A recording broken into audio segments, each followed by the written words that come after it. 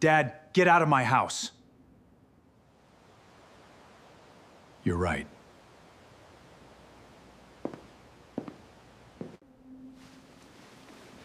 Are you actually leaving? You asked me to. Then don't make this dramatic. I won't. Robert, we need boundaries. Boundaries? This is our family now. I thought I was part of your family. Dad, that's exactly what we're talking about. What are you talking about? This is our house. Your house? Yes, If you don't like how we live, you can leave. you're right. Where are you going? Home. You should check your mailbox tomorrow. Dad, get out of my house. I still remember the way my son said those words. Not because he shouted them. He didn't have to. He said them calmly, almost casually, as if he were asking a stranger to move his car from the driveway. What Daniel didn't know was that I had made the final mortgage payment on that house 3 weeks earlier. What he also didn't know was that the signature on the document he had quietly filed with the bank would trigger a clause he had forgotten existed. And in 7 days, the house he had just told me to leave would become the one thing he was most afraid of losing. But that night, I didn't tell him any of that. I simply looked at my 39-year-old son, looked at his wife sitting beside him and said, "You're right." Then I picked up my coat and walked out. The strange part was that neither of them followed me. Neither apologized. Neither asked where I would go. They just watched me leave. And as I stepped onto the porch, I realized something that hurt far more than their words. My son had stopped seeing me as his father years ago. He had started seeing me as a resource, a wallet, a safety net. Someone who could be called whenever the mortgage was due. The roof leaked, the business needed cash, or another emergency appeared. But that night, for the first time in 12 years, I decided the safety net was going to disappear. I didn't know yet whether Daniel would fall, but I knew he was finally going to learn how high he had been standing. My name is Robert Hayes. I'm 68 years old, retired, and for most of my life I believed that a father was supposed to make his children's lives easier whenever he could. I grew up believing that money was useful only when it could protect the people you loved. So when Daniel was 26 and called me late one Thursday night saying he had found a house, I didn't hesitate. "Dad, I think this is it," he told me. "It's the first place that actually feels like mine." He was excited. I could hear it in his voice. He didn't have enough for the down payment. So I helped. When the bank wanted additional security, I helped again. When Daniel lost his job 3 years later, I covered 6 months of payments without telling him how much it bothered me. When the roof needed replacing, I paid half. When Melissa decided to open a boutique, I loaned them the startup money. I never kept a spreadsheet and sent them an invoice for being my son. I thought that was what fathers did, but money changes relationships in ways you don't notice at first. The first time Daniel thanked me, he hugged me. The 10th time, he said, "You're saving us, Dad." Eventually, he stopped saying thank you altogether. The calls changed too. "Dad, can you help?" became "Dad, we need this by Friday." Then the calls became shorter. And after Daniel married Melissa, something else changed. She was intelligent, ambitious, and very good at saying difficult things in polite voices. At first, I liked her. I even defended her when my sister said she thought Melissa was too controlling. I told my sister she's building a life with my son. Give her time. I didn't realize I was defending the person who would eventually convince my son that I was the enemy. The first warning came almost 2 years after their wedding. Melissa looked at me across the kitchen and said, "Robert, Daniel needs to learn to stand on his own." I smiled. "I agree," she smiled back, but there was something in her expression that told me we weren't talking about the same thing. Chapter 3. The woman behind the change. Melissa didn't ask me to stop helping them all at once. She understood that if she did, Daniel might resist. Instead, she planted small ideas. "Your father worries too much. Your father thinks we can't handle money. Your father doesn't understand that we're adults." At first, Daniel repeated these things almost apologetically. "Melissa says you worry too much." I laughed. She's probably right. Then it became more serious. "Dad, you don't have to check in about the house." I wasn't checking. "You asked about the property taxes." "Because I paid them last year." "I know. The conversation ended there, but the distance kept growing. Eventually, Daniel stopped telling me things until after they had happened. They refinanced the house, and I found out from a document that arrived at my office. They took out a business loan, and I discovered it because Melissa accidentally mentioned the bank during a phone call. They even sold the old car I'd given Daniel and replaced it with a luxury SUV. I didn't object. What was I going to say? You shouldn't spend money because I helped you earn it. No. I stayed quiet. But there was one thing Daniel didn't know. 12 years earlier, when I helped him buy the house, I had not simply handed him money. I had structured the arrangement through a family investment agreement because I had already learned an important lesson from my own father. Love should be generous, but generosity should never require you to become helpless. Daniel had forgotten the agreement existed. Melissa had probably never read it carefully, and when they refinanced the property without telling me, they unknowingly activated a provision that gave me a very different set of rights than either of them imagined. I could have used that provision immediately. I didn't. I waited, not because I wanted revenge. At least, that's what I told myself. I wanted to know whether my son still loved me when he didn't need anything from me for months. I got my answer. Chapter 4. The dinner where Daniel told me to leave happened on a Sunday evening. Melissa had invited me herself. "Come over around 7, she said. "We want to celebrate Daniel's promotion." I brought a bottle of wine and a small gift for my son. The house looked beautiful. Next morning, Daniel found the envelope. I know because he called me 7 times before 9 o'clock. I ignored the first 6. On the 7th, I answered. "What happened?" I asked. "Dad, what did you do?" His voice was no longer angry. It was frightened. "I didn't do anything. The mortgage company sent us a notice." "I see. What does it mean?" "You should read the agreement." "What agreement?" I paused. "The one you signed 12 years ago." Silence. Then Daniel whispered, "You kept that?" "Of course. Why didn't you ever tell me?" "Because you already knew." "No, Dad, I didn't." That was the first time I realized how carefully Melissa had kept him away from the details. The document was not complicated. It simply protected my financial contribution and required written consent for certain changes to the property arrangement. Their refinancing had violated that condition. Normally I could have enforced the provision immediately, but I had delayed. I had given them time. Now the final payment and settlement process were approaching. Daniel asked, "Are you going to take the house?" I said, "That depends." "On what?" "On what you do next." "Dad, please." I heard him swallow.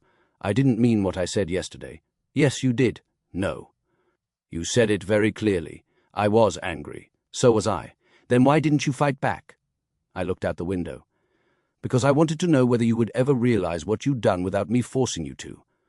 He said nothing. I told him the part he needed to hear. "You have 7 days, Daniel." 7 days for what? "To decide what kind of son you want to be when you no longer need anything from me." Chapter 6. The truth about the house. Daniel came to my house that afternoon. He looked older than he had the night before. He stood in my doorway, holding the agreement. "Dad." I stepped aside. He entered. For a few minutes, neither of us spoke. Finally, he put the document on the table. "I never read this." "I know. Melissa said it was just paperwork. It was the same house I had helped him buy, but it no longer felt like a home I recognized. There were new lights, new furniture, new art on the walls, and not a single photograph of me. I told myself not to be sensitive. Dinner started pleasantly enough. Daniel talked about his promotion. Melissa talked about a vacation they wanted to take. Then, halfway through the meal, Melissa put down her fork. "Robert, there is something we've been meaning to discuss." Daniel didn't look at me. I knew immediately. "Go ahead," I said.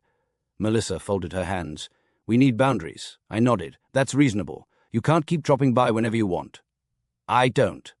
"You came last Sunday to see my grandchildren." Daniel sighed. "Dad, that's exactly what we're talking about." I looked at him. "What are you talking about?" "This is our family now." The sentence landed harder than he expected. I stared at him for several seconds. I thought I was part of your family. Nobody answered. Melissa finally said, Of course you are. But you have to understand that we need our own space. I nodded. Then why did you invite me tonight? Daniel looked frustrated. Because you're my father. It was the first time all evening he sounded like my son. Then Melissa interrupted. And because we're trying to handle this respectfully. I looked at her. Handle what? Daniel finally said it.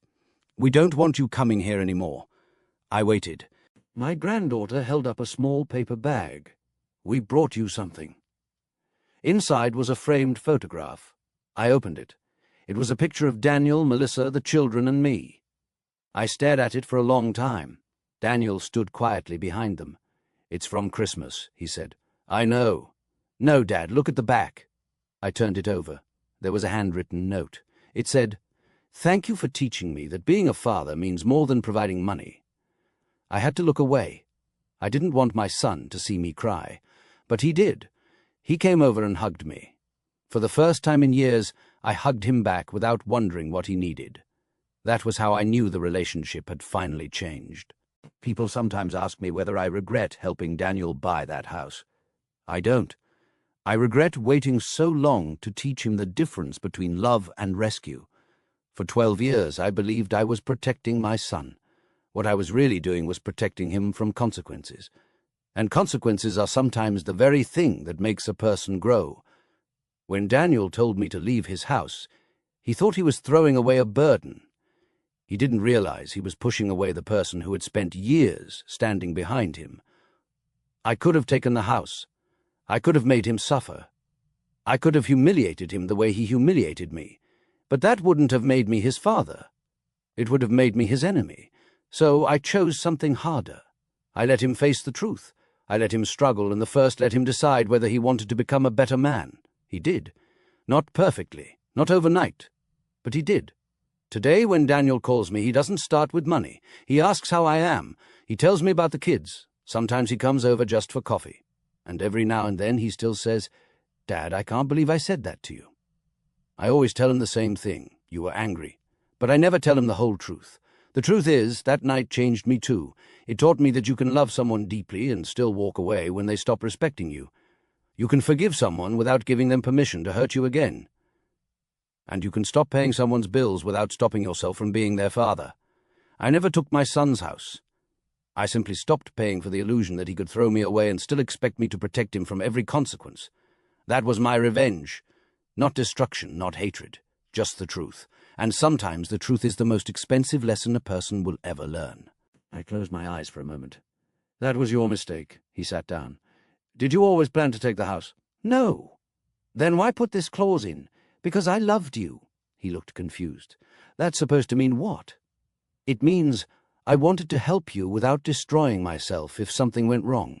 I explained that the agreement had been designed to give Daniel a path to full ownership while protecting the money I had contributed. If he followed the terms, the arrangement would end naturally.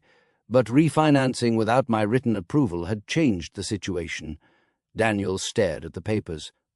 So you could take it? Yes, right now. Yes, his face fell. Then why haven't you? Because I stopped saving him from himself. One evening he came to my house without calling. He looked exhausted, but different. I sold the SUV, he said. I heard.